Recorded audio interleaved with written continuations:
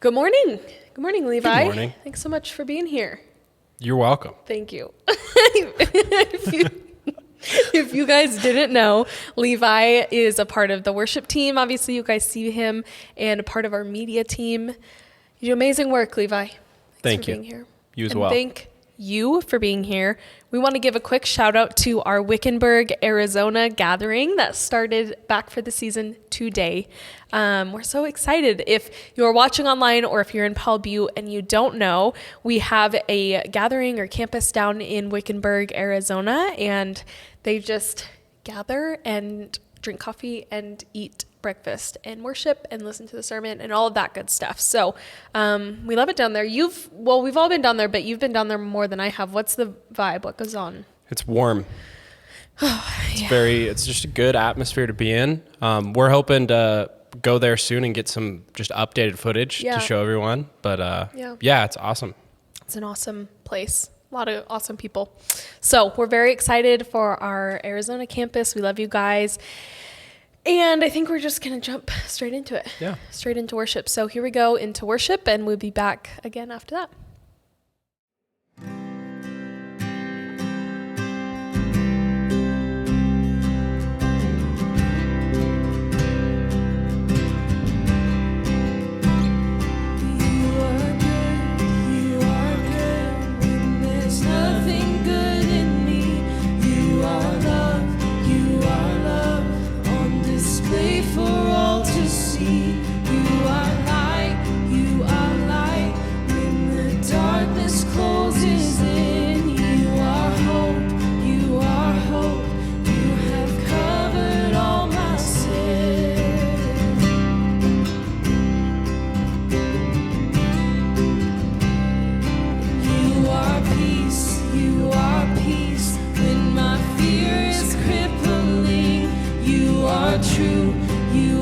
True, even in my wandering, you are joy, you're the reason that I sing. You are life, in you death is lost its sting.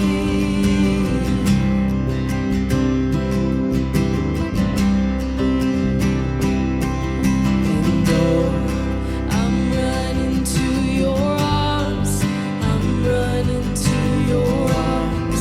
The riches of your love will always be enough. Nothing compares to your embrace. Light of your word forever reign.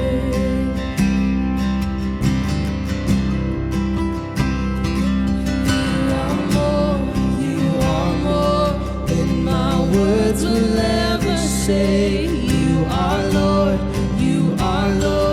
all creation will proclaim. You are here, in your presence I'm made whole.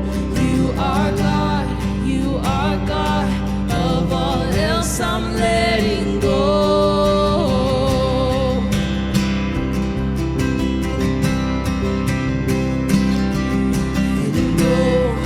I'm running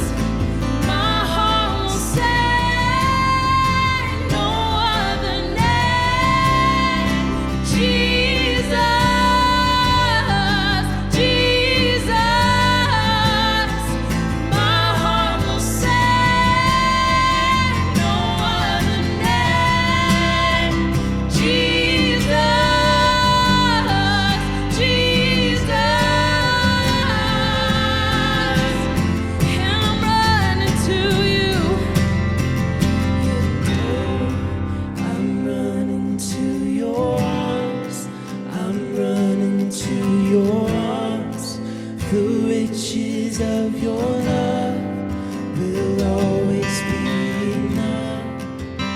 Nothing compares to your embrace. Light of the world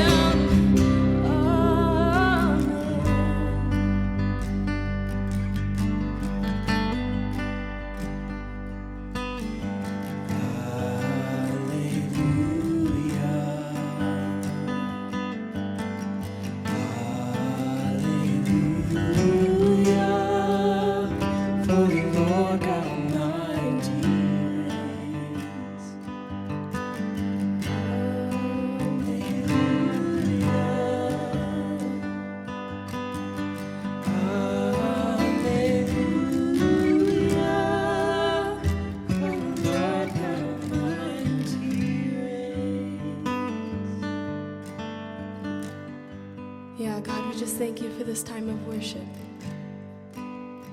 God, help us to just proclaim that you are holy.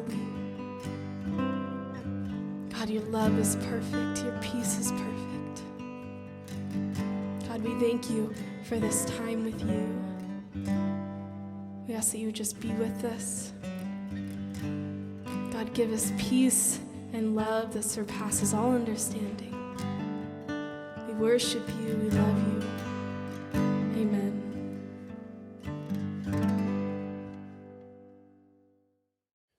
I think about giving a lot like being in shape. It's something we all want, and we don't just passively come into. One of the things I hope we really push into as the culture of Shiloh, one of the things that we will continually talk and press into is that the culture of a Christ follower is somebody that begins to develop generosity and this heart to give.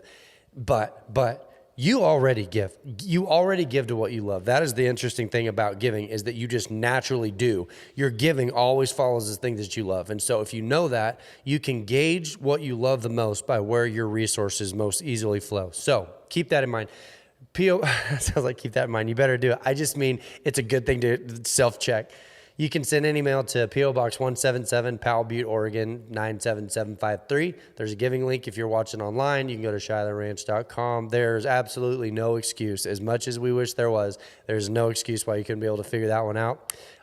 Giving is one of the things that we're big on here, even within the church. If you want to look up the 1017project.com, tells you a lot about the foundation that it's a federally recognized 501c3 where we put hamburger and food banks, put food on the table of people who need it. My point is, it's a big part of our culture, and we appreciate you jumping in on that.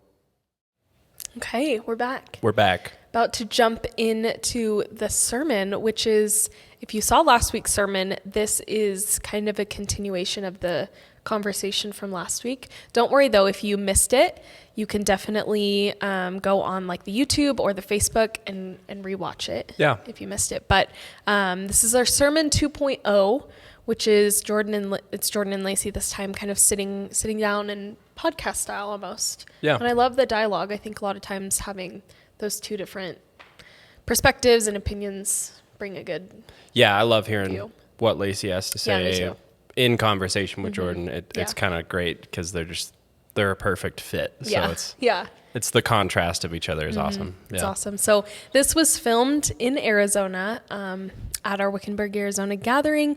So Arizona campus, if you guys see, it might still be set up down there. You get a little behind the scenes look. But I'm very excited to hear this because I thought last week was just so interesting and thought provoking. So super excited. Yeah, it's going to be awesome. It's going to be awesome. So you guys take notes. Also really quickly, sorry, I feel like I'm dragging on, but jump into a prayer room. If you're on our online platform, if you're on Facebook, head over to the actual online platform. But if you guys need prayer, make sure you jump into a prayer room. It's completely confidential. It's just a chat with one of our prayer team members. So utilize that if you need it. Here we go into the sermon. We are in week 1 in Wickenburg. I think we are in week 1. Hello, Wickenburg. Welcome back. Welcome back. We are here. We're catching up on the end of a series. It's kind of weird timing that we're starting in Wickenburg as the series is winding down. So if you haven't caught the rest of the Plato's Cave series, you can catch it on YouTube. You can look back on Facebook. You can catch up on the podcast app. There's just 1,000 ways to get caught back up. And how many weeks are there? Boy, a lot, 8 or 9. Cool. Yep. So glad to have you back. We're excited to have everybody rolling again here in Wickenburg. We're also excited about what's going on in Powell, Butte. So thank you guys for jumping on. Here we go. We are in week 8 or 9 or 10 or something of the Plato's Cave series. We are doing sermon 2.0. I've got my beautiful wife, Lacey. Adequate wife. There is something that is so specific. In sort of trying to bring these concepts to the surface, I knew that I would struggle because if I was going to present what I was going to present today in like traditional sermon form, it's a monologue. I have to present the presentation, I have to ask the questions, and I have to answer them. And there is something very unique about having a conversation because what you bring out in the material source to me is so meaningful. I don't think we would have been doing a service to anybody listening if I would have tried to preach what I'm going to preach right now by myself. Does that make sense? Like that what you bring out in the conversation is uniquely different than what I would bring out if I was trying it on my own. Okay. I would also say that it doesn't matter who you're around. Different people bring out different elements of your personality. Jacob and Lydia, for instance, are here with us this weekend.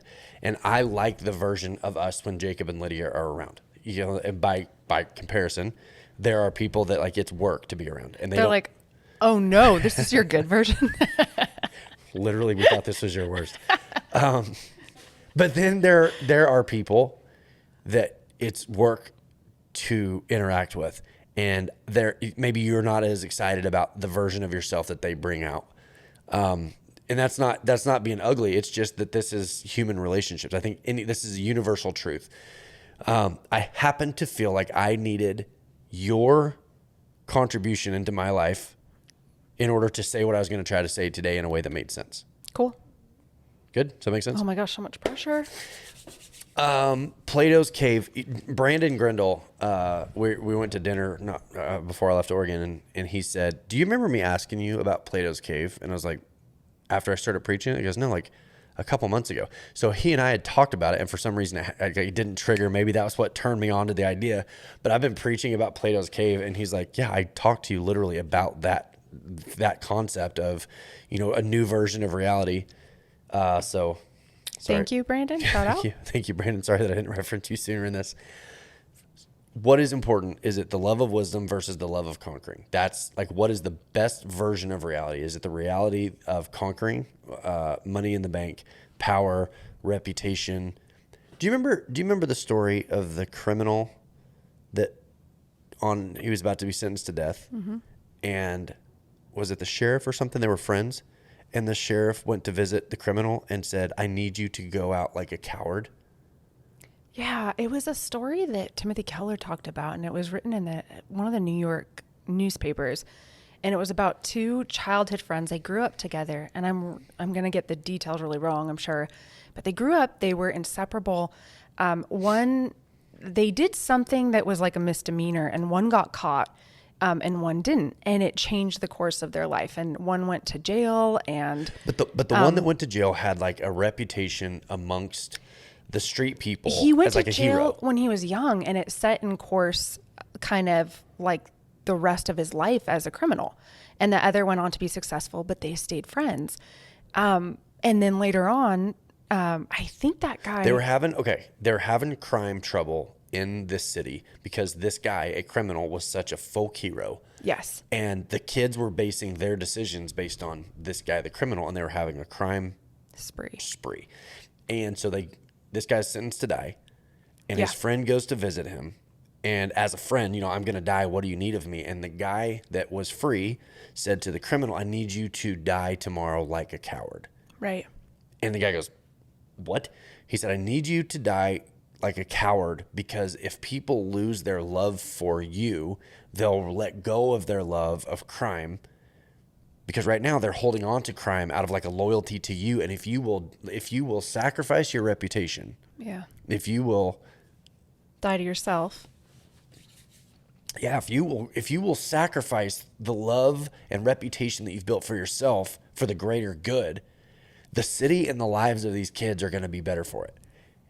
And the front page of the newspaper published an article that he came out and he recanted his life of crime, even though he was an absolute hero to the masses. As an act, he died begging for his life. Even though he didn't mean it, he died begging for his life. And recanting his life decisions. And it worked. Whatever the case was, that the reputation of his life, he gave it up as a sacrifice, died as a offering. Thing of shame. Absolutely. So that for the love of the crime in it. The city he loved. So when we talk about Plato's Cave, I think sometimes things like reputation, we come to Jesus thinking that instantly our life and our reputation is going to get better. And sometimes what's been so intriguing or fascinating is how often God calls us to a life of the fruits of the Spirit, even at the cost of our own reputation. I hope he doesn't. I won't say his name. I was talking to a friend, and he said, he's trying to stay in the middle politically right now. Yeah. And he goes, "I feel like I'm weak. I'm being weak because I'm not getting involved." And I think what we settled on was, it's harder to sacrifice your reputation and be viewed as weak. That is so much stronger than picking a political side. To stay in the middle ground and believe what you believe and be viewed as weak is so much harder than to be viewed as strong and actually just go one side or the other. To be viewed as a warrior. Yeah. And for many reasons, like for a good cause. I mean, that's not something to... Yeah, that takes so much... Jesus loved the zealots too. Yeah. So So when you look at the fruits of the Spirit, this is, to me, this is the basis for what this whole series is about, is as we follow Christ, the fruits that begin to emanate, the smell that I'm at an advantage right now because you smell nice, but this is a podcast. So I'm the only one that gets to benefit from that. But that the smell of what it means to be near someone who has sacrificed their reputation to follow Jesus, even if it means sacrificing their reputation, they begin to emanate the love, joy, peace, patience, kindness, goodness, faithfulness, gentleness. I'm probably getting the order wrong, but gentleness. Okay. So we get to gentleness, and I told you this week that I'm preaching about gentleness, and literally, you can deny it if you want. I'm telling you, her reaction was, that was the reaction when I said I had to preach about gentleness. It's not a strength. It's not something I'm naturally very good at. So for me to stand up and talk about... Well, that's not totally true because I see you with your daughter. It's getting better. I mean, kids bring out, again, every person brings out a different side of you. And so having kids, you are going to be a different version of yourself with them. Right. It's not that it's not there. It's just not something that's like always at the surface. Where are we going? So where are we going? Where are we going with this? Yeah. Gentleness is, if we're talking about people that bring out different elements of your personality, I wonder sometimes if the relationships around us are more of a reflection of us than the people around us. For instance, if you were to meet somebody who goes, people are just so dishonest all the time. Everyone's dishonest. Instantly you think, what's going on in your life? Like, what's up with you? That's like you feel like everybody's treating you dishonest. The world is so unfair. You see what I mean? Like the relationships that follow us in our lives, if the Bible says that these are the fruits of the Spirit, I think we undervalue that so many times we benefit from being this Jesus representation. Not that we get it right all the time, but living a life of gentleness and kindness. And so I'm going to go to Jabez in just a second. I think sometimes we can gauge how effective we are at the things that Jesus is calling us to that go transcend above us at our natural setting. What were you going to say? What if you don't keep going? I'm going to look at this verse. Look at the verse because I understand that the fruit being a product is that you produce gentleness. What if you don't feel gentle even though you make a gentle move, what appears to be gentle? Because I know some specifically religious people who they're trying to pursue the fruits of the Spirit, which is byproduct. So it's not like you can just, like manifest it. It's a byproduct. But what you see is they're almost passive aggressive, as like, I'm gentle. And it's actually kind of the opposite. It's kind of violent in its own way. But then on the flip side, I feel like I can be gentle sometimes. In certain situations, it can appear as gentle and I'm raging inside. And so what's true gentleness? What has it been accepted as sometimes in the church? So how do you know if you're actually producing the fruit of the Spirit or if you're just really achieving self-control? I think I want to touch on something real quick, and I'm glad that it came to this because I'm not anti-church, and I know that is the one thing that I target the most. I mean, the theme of what God has done in my life has always included challenging the norms of a church. But here's why. It's not because I'm against the church. It's just my life. If I had been raised on the docks in Boston, I would talk about the culture that exists there and the good versus the bad, how it's done right versus how it's done wrong. That's not where I was raised. I was raised in church. I was raised in a church setting. And so it's not, and I know this is true of you too, it's not, when we say the religious, it's not that we're against church.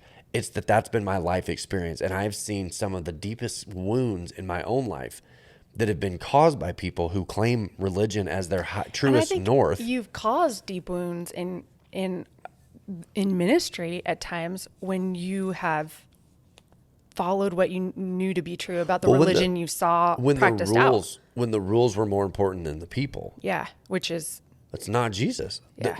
I think there were times early on, even after like we started Shiloh, where gentleness wasn't, we were willing to cause damage for the sake of what was right versus the forbearance towards what was kind.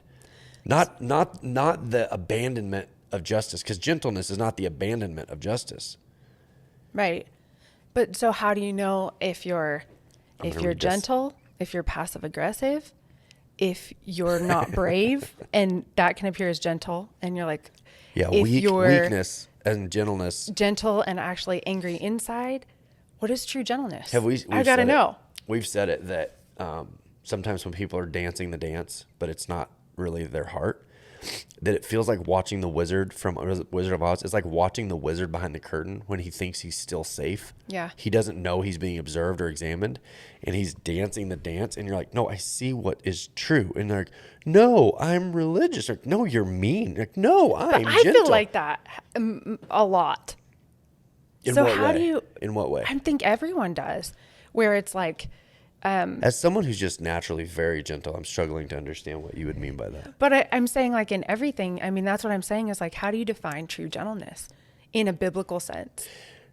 I think there is a direct, I'm going to read about Jabez in a second. I keep saying that, but I think there is a direct correlation to the discipline of kindness and the discipline of gentleness. There is a giant difference. There is a giant difference between somebody who wants to get it right for the benefit and the person who wants to get it right because they genuinely want it for the sake of the heart of Jesus. I think there is a maturity that takes place when somebody goes, I want to stop doing bad because I don't like what I'm getting out of it. Versus someone who says, I want to start doing right because I love Jesus so much that I don't care what the repercussions were. I don't care if I lose my reputation. I don't care if I lose my comfort. I want to know Jesus at a deep level so that, and I think what you're describing is sort of this death, the death that happens, and I don't feel like I mean this. So why don't I? Well, is gentleness a verb? Is it an action? Or is it a byproduct of kindness and mercy? And like, you say you don't feel gentle all the time, and I know that. But so you hear what I'm saying? I do, but at the same time, I know there are times where I get ready to say something in a conversation that might have some tenseness, and I feel you like. But that's maybe because I don't like conflict. It's the desire to not cause damage. Okay, First Chronicles. Or is it the desire to be comfortable? Maybe people will remember this. I don't know that you can point to a difference in that. Let me look. First Chronicles 4. Sorry, guys, this is what Jordan has to put up with on a daily basis. This is why this has to be. This is why it has to be sort of wrestled through in a dialogue. Because in your thinking, when you have a conversation, in your thinking, it's never a monologue. It's always this. I mean, this represents the ping ponging that takes place as you're trying to sort through. Why am I this way? First Chronicles 4. There was a whole book written about this guy. First Chronicles 4, verse 10. Jabez, and there's some debate as to what his lineage was, that he was of the kings or whatever, but it says, verse 9 says, Jabez was more honorable than his brothers. His mother named him Jabez, saying, I gave birth to him in pain. So this is a guy who is this honorable person who was born with a name that says of pain. You're a pain. Like that the aura, the smell, the fruits of your life are pain. This is what he's grown up with. Every time that they called him in for dinner, his life, this First Chronicles, if you want to look it up, First Chronicles 4, 9, and 10. There's a whole book about this guy. But his identity was pain. And so his words, and it's just this little blip. We don't know that much about Jabez. We get a little glimpse at him real quick. And he says this. He says, Jabez cried out to the God of Israel, oh, that you would bless me and enlarge my territory. Let your hand be with me and keep me from harm so that I will be free from pain. And God granted his request. There's a lot in that verse because it sounds like he's saying, give me more and make me something that's no longer associated with pain. But when it says, and I think this is what you're saying. I think the people watching this would be saying this. Why am I this way? Why do I not feel gentle all the time? Why, when I watch this, do I feel this way? And I talk to this person, I feel this way. What's going on in there? What Jabez is saying when he says, enlarge my territory, you look at the Greek translation, he's saying, expand my boundaries, not my territory. Don't give me more land. He's saying, make me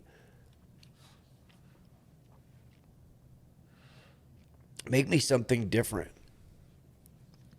than I've been to this point, because my identity is an identity of pain, and I want to be something bigger than that. I want to have boundaries expanded in a way that I don't cause harm anymore. And so what we're talking about with gentleness is I don't feel gentle all the time. I don't demonstrate gentleness all the time. But I do know that I don't want to cause harm. Even as I'm raging in my own life of trying to sort this out, or how's this going to work, or like I feel tormented or this or that or whatever, I don't want to cause harm to people that are in my sphere. I don't want to be somebody who is so wrapped up in my own pain. Hurting people hurt people. But I want gentleness to be something that even as I'm battling through this, I'm asking, like Jabez, that God would, there's nobody this wouldn't apply to. If you're raised on the docks in the East Coast, every person should be able to understand what Jabez is saying is expand my capacity, and I'm going to need your hand at work in that. Expand my territory, that your hand be on me, so that in the end, I'm not the source of pain to people around me. So to do that, because you always talk about you land where you look.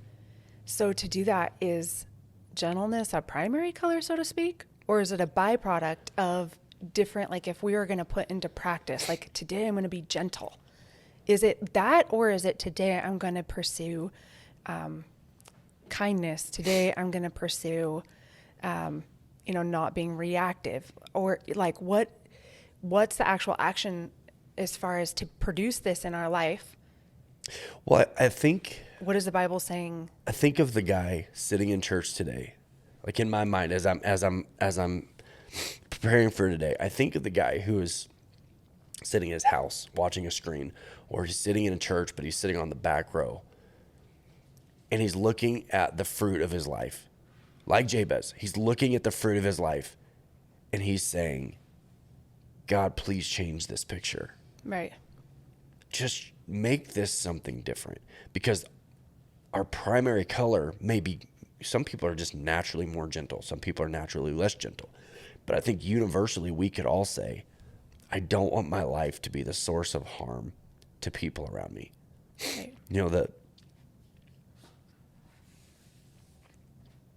Like in my life as a dad, when I think of gentleness, I'm like, don't let my life be the source of pain for my kids in my life.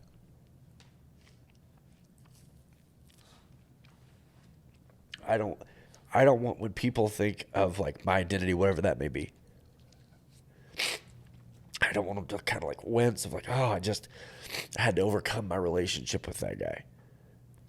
And I think that I can get so focused on my life. And I think anybody watching this from any place at any point in time should be able to listen to this part right here and listen to what Jabez is saying, which is, God, I don't want to be like I am. I think everybody should be able to look at that and go, but I can't change the picture on my own.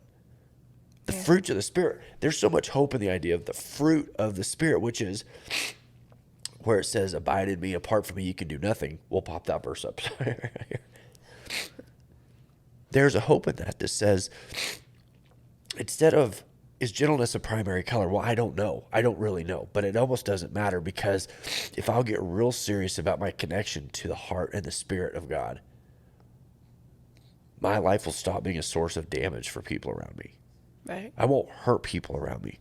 Even in my moments of frustration or anger or whatever, at very least, I will diminish the amount of damage that I do. That God can expand me, that he can expand my territories and not my land. He'll expand me with his intervention and allow me to be somebody that doesn't cause pain. Would you say, and it's not going to hurt my feelings, I think it's fair for people to know. Early on, I would say that pain was something that followed me in our marriage. 100%. But I think a lot of that is like what I had kind of mentioned in the beginning is like this probably, I have to be careful. Part of it is the life experiences that you inherit. And the definition of like I said, some people can pursue gentleness as a mandate. Right, as a rule. Which feels violent to me. Yeah. Which, I don't know. how do I say that? But I think everybody that's listening to this has something that's led them to a place in their life in the past or some point.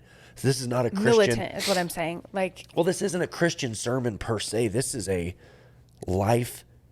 living life sort of a thing that says at some point in my life, I can look back on part of my life and go, I caused damage there that could have been avoided. Right. Everyone can, for sure. And everybody can also say, someone hurt me right. in a way they could have avoided. Right. And if I don't want to be a part of that cycle anymore, where I've been hurt and I've caused hurt, yeah, gentleness is a fruit that you should look forward to with anticipation that says, at some point, God is going to allow me to step out of that cycle of hurting and pain and damage that I have been so familiar with.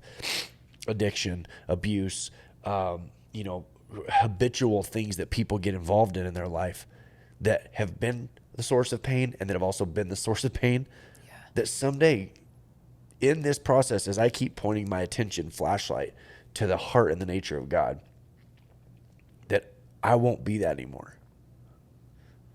I won't be someone who has been, I'll always be the person who's been damaged, but I can limit the amount of damage that I pass on. It's almost like I can break a link on a chain and see a different path. And I think that's what Jabez was saying is, allow me to be something with a different identity. Yeah. What do you think about, because this is, I mean, like with the times that we're in. Keep going. Are we good on time? No, you're good. Oh. Keep going. What do you think as far as the times that we're in, gentleness is something that we probably don't see a lot of. And maybe the people that are experiencing what we would identify as signs of gentleness, it's bringing out, I guess, the opposite force on the other spectrum. But so what do you say to people who go, it's also not gentle to allow harm when you see harm? Or like, how do you be gentle and fight wars that need fought is what I'm saying. Wars that you cannot avoid and shouldn't avoid. How do you produce gentleness in situations where you are battling and you are against what kind of battle? Pressures. Well, because I think here's why I'm asking. I think sometimes when there is a battle going on in the world somewhere, everybody thinks of themselves as like a junior soldier in that battle. Yeah. But in reality, very few people actually experience battle. What they experience is chaos. What they experience is division. What they experience is, hatred and a lot of things that feel like they're in the battle. But in reality, so few people are actually ever caught up in an actual need for combat. So are you asking specifically the soldiers, or are you asking the everyday average person in the world who wakes up in the morning and takes on their flag and runs around the world thinking that they're in the battlefield? I think it can be both. So I'm saying, okay, on a large scale, like wars that actually need to be fought, people who actually have to be the conduits of change, or like when is it time to stand up? Yeah, but then on a different scale, like on a more individual scale, like what about the families who are in tough marriages, the wives who are having to make life-altering decisions that have to get past. They're married to people who are not gentle. Yeah, because gentle can also feel like, what's the word? Steady. It can feel like not changing. It can feel like. I think gentleness can be structured though. And I think it can feel structured, but so the ones who are going, okay, I have to make hard decisions that will cause upset, that will feel like the opposite of gentleness to my kids, for instance, or to the life change I'm making. On the marriage one specifically, I think about Jesus and the rich young ruler. It says that the rich young ruler basically divorces Jesus in that moment. Yeah. Chooses divorce from that relationship. Yeah. Jesus never changes his character. He never sacrifices his gentleness, because you can't be gentle and chase someone down. His gentleness is what you can't? That's what I'm wondering. Chase someone down? No. Go find someone? Yes. So is it a soft pace? Like at what? Hold on. I can say this. I can say this though. every single situation requires Jesus's influence. And I think what we want to do is, what's the formula so that we'll know how to do it? And what I'm finding, or have found, or continue to find, whatever, is that gentleness may look this way today, where like, hey, we love you, but like your choices in life are leading you towards harm. We're going to have to pull away today. But tomorrow it might be, I see that you're in a tough time. We're going to come take you to dinner, even though you didn't ask for it. It's that being led by the Spirit that says, today, gentleness in this situation is, I'm going to stand up to my boss and say, I have to draw a personal boundary for the sake of my own health. I have to draw a personal boundary that can be presented in a gentle way. Even though it's a rigid, structured decision, there is a smell. Like I said, the fruits of the Spirit could also be like the smell of the Spirit of like, I don't get the sense that you're enjoying the conflict or the combat. I get the sense that what you really want is relational health. But also I've got to put healthy boundaries in my life. Like Jabez, what he says is, expand my life. I try to pray every day that I think of it. I pray for wisdom. I beg God, like make me more wise, so that in those situations, my capacity is wide enough to see it from an angle that I may not have seen it from yesterday, so that I'm not causing unnecessary damage. So that actually, there's a story, my dad used to tell a story. A guy walks into church with a gun, and he points a gun at the preacher, and in the pulpit, he says, I'm going to kill you. And the pastor, in the moment, says, you're not going to shoot me. And he said, how do you know I'm not going to shoot you? This is a documented story. I mean, it's a guy. And he pulls out his wallet, and he shows him a picture, and he says, because you're not going to make orphans out of these children. The guy breaks down crying. He's like, how'd you know I was an orphan? And it was like actually this crazy Spirit-led moment. How would it feel to operate at that level of gentleness, where even if you said something stern, you said it in such a way that brought about relational healing in what could have been a catastrophic moment? You know what I mean? Like, if there is a gentleness that can be presented with good boundaries and with good structure and with good bones, I think that takes God's intervention in our lives only. I think that's the only way we get there, is to say, God, there's no way to formalize this to where I don't need you in order to get it right. Yeah. I feel like there's more. I feel like you got more. I'm just struggling with the idea. Like, some of the most violent people I know, violent as far as like what their actions cause, appear gentle. And that's one of the things I'm having a hard time wrestling. And from what I understand, Hitler himself was kind of a gentle. Do you know something about Hitler? There's a Malcolm Gladwell book that said every time somebody met Hitler in person, he changed their thinking to where, like, he's a good guy. People that got the most accurate read on Hitler were people who never met him, because they would read his actions. They would read his actions rather than his demeanor.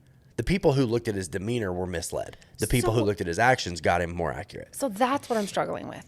That's what I'm struggling with is just this at first glance concept of what gentleness demeanor means versus that actually has been used as like a rod at people by the. Maybe is it possible? And I'm asking this as a question mark. Is it possible that that's why it's the fruits of the Spirit of God?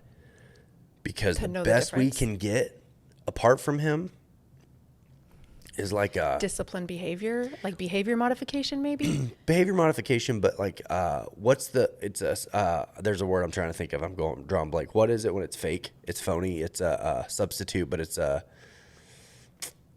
can't think of the word. But I think without God's involvement, we're left with what you're saying, which someone's like, I'm just gentle, but everyone's like, that's not real. That's not accurate. And it doesn't avoid harm. It causes more harm because it's cloaked in the right verbiage. Well, that's what I'm saying too. And I look at you and I feel like you almost feel like you have to give a disclaimer about your level of gentleness, because you are a direct person and you are, sometimes you can borderline on like harsh just by your. No. Jacob and Lydia brought him a button to Arizona that said small talk with an X through it. I loved it because I'm like, that's Jordan. But I feel like the people who don't gravitate towards like what the world would at first glance accept as gentle almost have to give disclaimers of like, you know, oh gosh, I know I'm not that way. But then it's like the people who are gentle, and I'm going to throw myself in this category because I feel like I can almost be, if of the two, I can gravitate towards a fake type of passive aggressive gentleness that is just as likely to cause damage because of my humanity. Right. Well, you don't have to I'm not going to give you like an inch to take a mile, but I'm just saying, I'm not to let you off the hook and get me on it, but I'm saying, what is the actual root? See if this makes sense. And I don't know if it does. Early on, I made up my mind that I would willingly sacrifice part of my reputation for the sake of sustainability. We talked about this before Shiloh Ranch was Shiloh Ranch, that if a pastor would almost paint himself a little bit worse than what is real, I would rather fall on that side than paint themselves as a little bit better than what is real. Because then when people discover the truth about you, it's either encouraging or discouraging. Does this make sense? And one of the things that I've tried, and actually you're good at this too, you don't give yourself enough credit. When people say that I'm too direct, I'm confident that I could, the both of us, I'm confident that we could lie and be believable in that lie of, how are you doing? And like play the role of like the traditional concept of gentleness. But I could only do it for so long until I was like, get out of my face, you idiot. And people are like, this whole thing's a hoax. And like, I hear what you're saying. I want the gentleness to be from the core of whatever is real. And sometimes that means that people don't think of my gentleness as being very good. And it's at least honest, because I feel like my brand of gentleness isn't honest, because at least I can leave a situation, they can be like, that was pleasant. And I could be like, rage. You're making that sound worse than it is. That's not true, because you genuinely are the one. Like if we have a conversation where we're mad, it's a representation of everybody to some degree, because everybody finds themselves somewhere in this spectrum. So, okay, I'm so sorry, you guys. I went down the rabbit hole, I feel like. Jacob, come help, take over. But so if we were going to like wrap it up in a way that was understandable and less distracting for people. I'm sorry. So as we continue to close, like, what is the actual takeaway for people who are like in a time that I would say is the opposite of gentle in society? I got this. The takeaway for what does it mean to operate in the reality of the love of wisdom versus the love of conquering. We're not trying to conquer gentleness. I did it. I got it. I got my gentleness badge. Well said. It's the wisdom to say, how is my life progressing towards more gentleness? And if today you give yourself an F- on your performance, tomorrow you work on it again. And the next day you work on it again. You're not trying to conquer it. Like, I did it. I'm gentle and everyone thinks of me as being gentle. You say, I want to cause less harm. God, expand me in a way. Expand my life in a way where I cause less harm. Your hand at work in my life. 1 Chronicles 4, 9, and 10. Go look it up. I want you to be active in my life in a way that expands my territory of myself so that I can stop causing the harm that I've caused to this point. Okay. It's not the mastery of it. It's the wrestling with it. Constantly. Every day. Every day. That you don't The diligence to wake up and say, what has God got for me every day today? Yeah. There you go.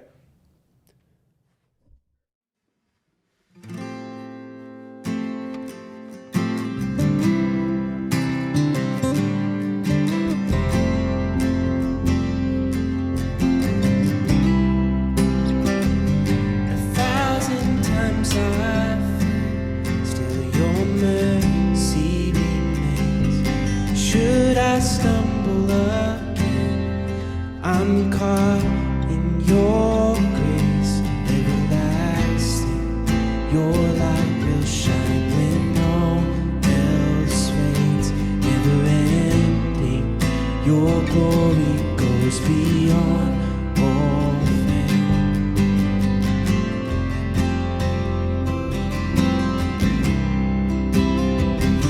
You will above all else, my purpose remains, the art of losing my soul in bringing you praise everlasting.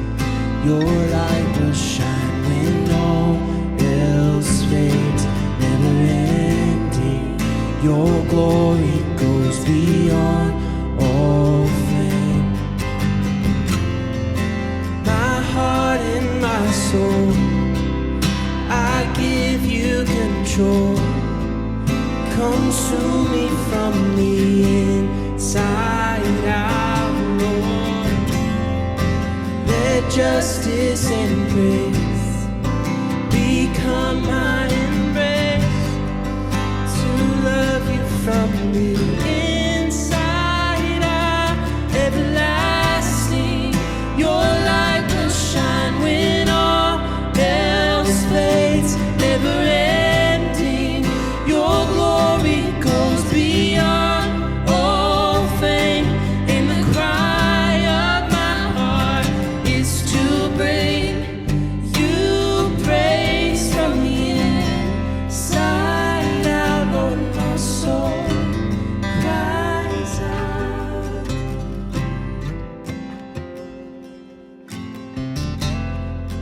My heart and my soul, I give you control. Consume me from the inside out, Lord. Let justice and grace become my grace, to love you from the inside out.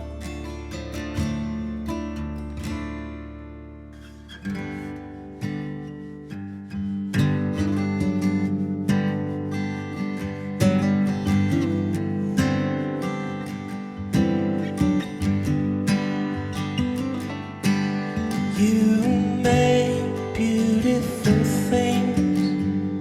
You make beautiful things out of the dust. 'Cause you make beautiful things.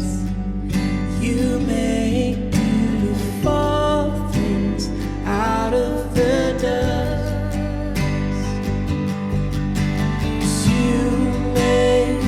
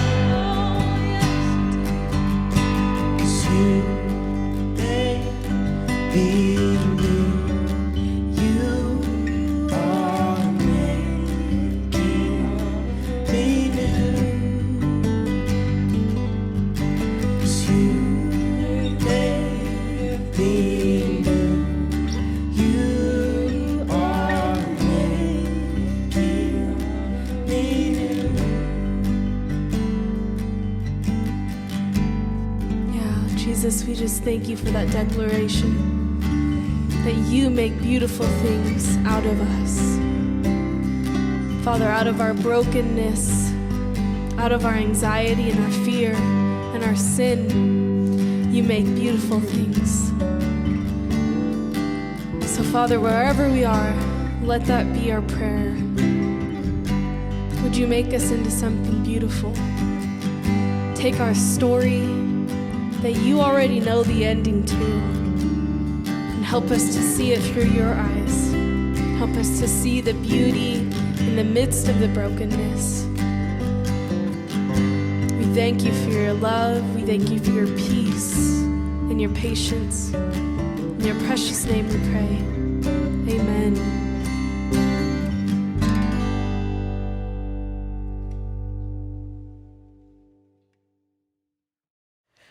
What a day. What a day. What a day. I'm always sad to see it end, but here we are. Here we are. If you guys are hearing this, thank you for staying all the way through. I think we said last week that there would be a prize, and the prize is that surprise. Next week, there may be a surprise. Free burrito. Anyways, this is the end. We love you guys. Make sure if you need prayer this week, there's lots of ways to reach out to us through social media, through the website. We definitely want to pray with you if you're in need. And see you next week. See you next week. Same time, same place. Okay, love you. Bye. Love you more.